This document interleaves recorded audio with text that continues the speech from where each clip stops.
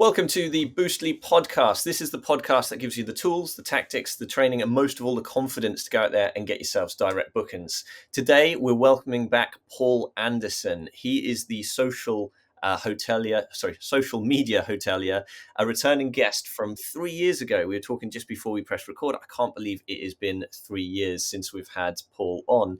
However, in that time, he's gone on to do some amazing things. He is a speaker on Instagram. He was even in the Direct Booking Summit, which is something run by Mark Simpson, which was on recently and worth checking out on YouTube if you have not heard of that. So let's jump in. Welcome along, Paul. Thank you for joining me today. Thank you so much for having me back, Liam. I can't believe it. It has been three years, and I can't believe that you still don't know that I am the social media hotelier. After 3 years, we've known each other personally and professionally for such a time. I don't know how I get that mixed up. I could have practiced it 100 times, but hey, this is where we hit record. We stick with it. I have to confess that over the last couple of years, I have considered a rebrand because the social media hotelier is a bit of a mouthful, and everything is thesocialmediahotelier.com and all the rest of it. It just goes on and on and on. Particularly because I specialize in Instagram organic marketing. So since I was last on the show, which as you said was April 2022, I have closed my guest house in Oxford, England. So that was after 15 years of enjoying being a host. I kind of came to the end of the line personally with that, and now I'm focusing. Oh, thank you. Yeah. It's been an interesting shift, but maybe we'll talk about that a little bit later. I close it in order to focus my efforts on helping hosts leverage the full power of Instagram to drive traffic to the booking websites and listings. And that's what I do full time now, which is awesome because I absolutely love teaching. I love helping people. I love seeing people get awesome. Seeing people get awesome results, and just the ability, I think, or the opportunity to talk shop. If anyone's seen any of my content previously, I do talk about this. If I go to the pub with my mates and I start talking about short-term rentals and or Instagram, by the time I've been to the gents and come back, the place is just absolutely cleared. So thank you for the opportunity. What would you say is the one thing you want people to remember from this episode? Oh, crikey. I know you and I do tend to go on tangents and move forwards and back, but I think if there's one message that I could give to hosts who are looking to use content marketing is that there is nothing to fear when posting content. And so I would encourage people to just hit post. Done is always better than perfect. And so if you produce some content and it hits the mark and it goes viral for you, brilliant. That's super. Aim to repeat that performance. Mm-hmm. But if it's rubbish, so what? The algorithms will go, this is rubbish. They're not going to show it to anyone. And so no one will actually know, really. So the trick then is to learn from it for good or for ill. So we can understand why content did or didn't perform, and then iterate towards the success. Then we stand a chance of improving, getting better, driving more traffic to our websites, to our listings. And so I'd like one message to be just hit post. Just before we dive into the actionable steps, can you just talk us through the history, how you moved from hospitality into this coaching space and what that brings along with it as some of the experience and how you understand what the people listening to this are trying to achieve? It's a fairly long story, so I'll try and keep it short, if that's okay. The reasons for the move are in no small part your fault, Liam, and certainly Boostly has to shoulder a large proportion of this blame. So somewhere in the maelstrom that was the pandemic, I, along with many other business owners within and outside of hospitality, were forced to or had the opportunity to take a step back and to consider what we were doing, how we were doing it, and why. And it dawned on me that despite having been self-employed for decades and living by the adage of work hard and advertise some more, go back and advertise again, I pretty much stopped actively marketing my business. You see, when I opened the doors to my guest house in Oxford, it was 2008, 2009, and it was way back in the day when I used to receive inquiries via fax. And so, as well as the kind of outbound comms and people sending me a fax and I pick up the phone and call them and all that type of thing, Marketing at the time was also very, very lumpy. It was trifold brochures, business cards, pounding pavement, essentially, to get my business into the Oxford colleges, local hospitals, cafes, and all that. But slowly but surely, the kind of advent of TripAdvisor and the online travel agencies grew into the behemoths that we know and perhaps love or hate today. And without Mhm. knowing it, my business was running from a marketing perspective, simply by virtue of being number one or the number two rated guest house in Oxford on TripAdvisor, and that was it. So I'd stopped designing brochures. I'd stopped my weekly round robins jogging to local campuses and hospitals and putting my card up in local supermarkets and such. And I'd actively stopped marketing myself. So I opened up Google and I searched for something like modern low cost marketing, and up popped what I now know to be the usual suspects: Facebook, Instagram, Twitter or X. Still don't really know what Twitter is, but it's good. And in short, just content marketing. So I joined a Facebook bootcamp, would you believe, hosted by Boostly, and I saw amazing results. So I registered an account with Instagram and Twitter, but I still really had no idea what I was doing. I was posting pretty pictures, but I was getting crickets. And then I discovered captions, so the words that accompany the pretty pictures. So I started to try to use those to encourage people to book with me, and still it was just tumbleweed. So despite very slow beginnings in terms of results, Instagram seized my attention.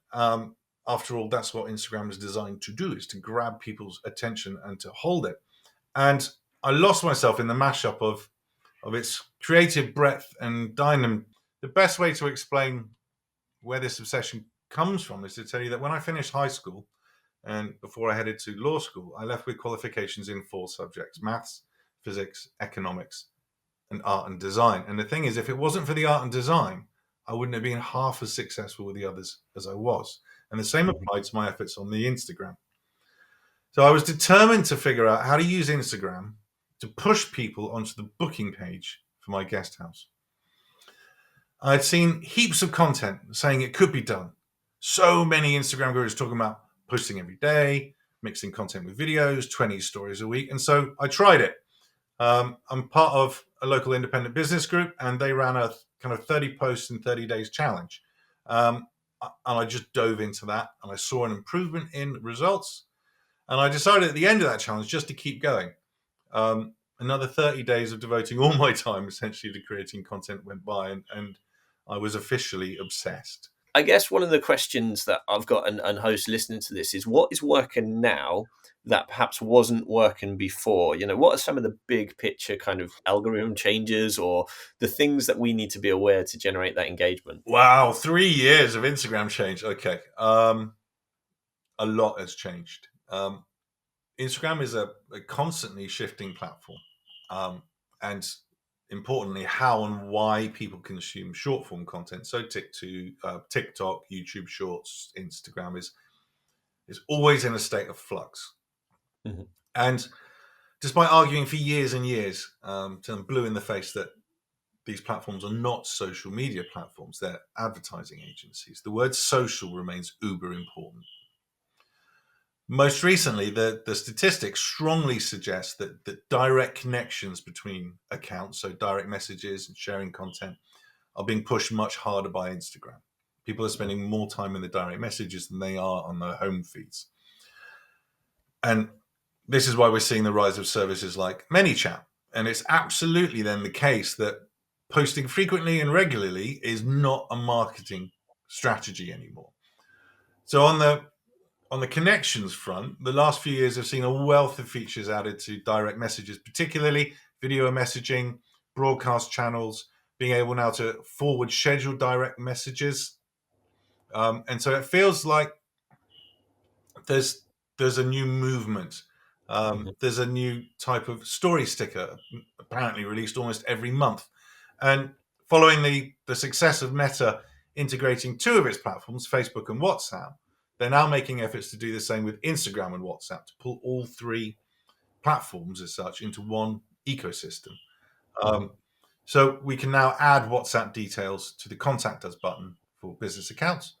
There's now a WhatsApp sticker, which allows people one-click access to send a host a message from an Instagram story. You can basically have the guest come straight into the host's direct message portal if they use WhatsApp for business, and wrap that all up then in the advent of AI. And this has completely changed the landscape for smaller creators. So in the right hands, AI can now generate mountains of content. Mhm. In fact, I think recent estimates are now that over 50%, I think it's 54% of content on the internet is now AI generated. But I always caution my students against relying on it too heavily. Yes, we can use it to generate ideas and to plan content, but increasingly I see people copying and pasting what it produces and just thinking, well, job done. And it saddens me because people who are looking for shortcuts rather than to make the workflows more efficient, which is what I use AI for, they forget the immutable fundamentals that underpin all successful marketing. And their content just becomes part of the noise and the jazz that's being spewed out there. I would strongly suggest that to have any chance of creating any form of impact, we have to create signal that cuts through all of the noise and the jazz by understanding who are we talking to, because Instagram is a one-to-one platform, not a one-to-many platform. If we think about how people consume content, it's one person on the other end of one of these. A lot of people will feel like they're standing on a stage and broadcasting. I want to leave some time for you to talk about, obviously, the bootcamp, which is really cool. Can you give us a story of how somebody's used Instagram to increase their direct bookings, and then can you link that as to how? Feel free to plug your bootcamp after that as well. Cool, good. It's free, so if I have an opportunity to give loads of more people loads more value, then that's brilliant. Let me think. Who can I choose? So many to choose from. I'm going to choose Dina Harania. I think you know who Dina is. Dina Harania runs Amari Villa, which is in Catalonia in Greece. And she originally was a one-on-one student of mine. And she took the principles of perfect potential guest, content pillars, and a manageable, sustainable kind of cadence and calendar. And she landed £15,000 worth of bookings for one property in 3 months with just 3 posts per week. Amazing, right? I mean, she is absolutely a star student, which is why I do talk about Dina a lot, because she's brilliant. And then about a year after we'd finished the one-on-one coaching, she came back to me and she went, "That was awesome, Paul. It's been a year. What do I do now?" And my response was, "Well, we need to improve. We improve your workflow so you can produce more content in the same amount of time, or just take that extra time and have a cup of tea.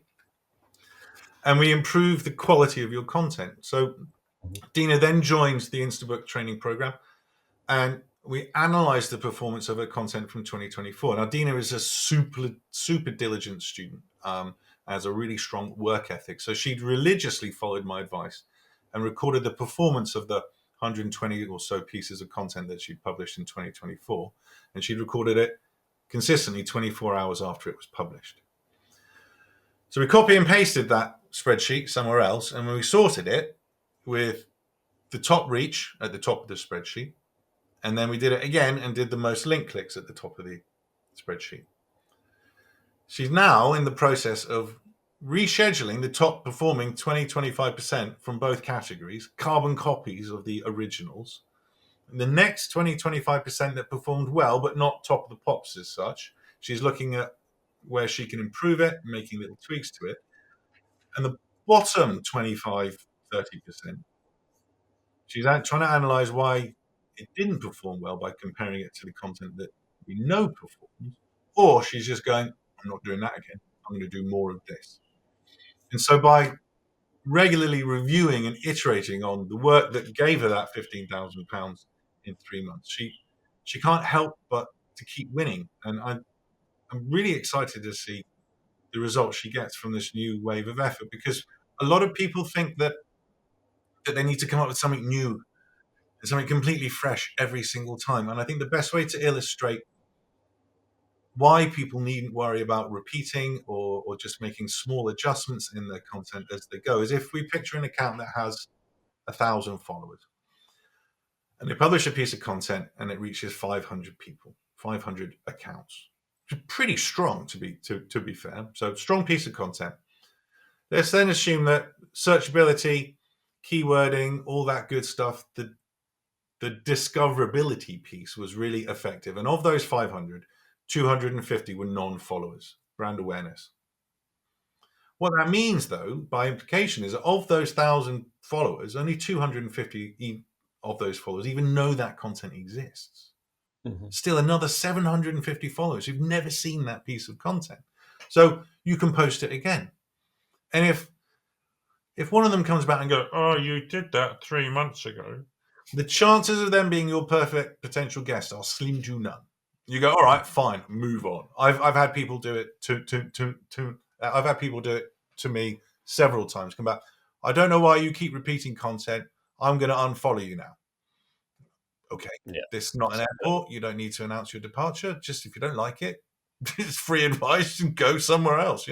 And so we can make small adjustments over time. We can make dramatic ones to test. And this is where Dean is going to take it next. By virtue of being able to carbon copy 30, 40 posts, she's now got that extra time either to experiment or, as I said, have a cup of tea.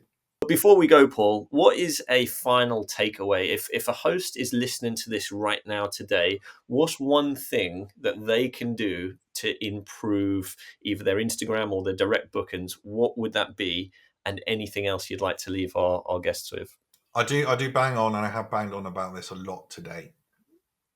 Understand who do you like hosting? Who is your perfect potential guest? And that could come from past guests. It could come from saying, "Well, I'm perfect for groups and families."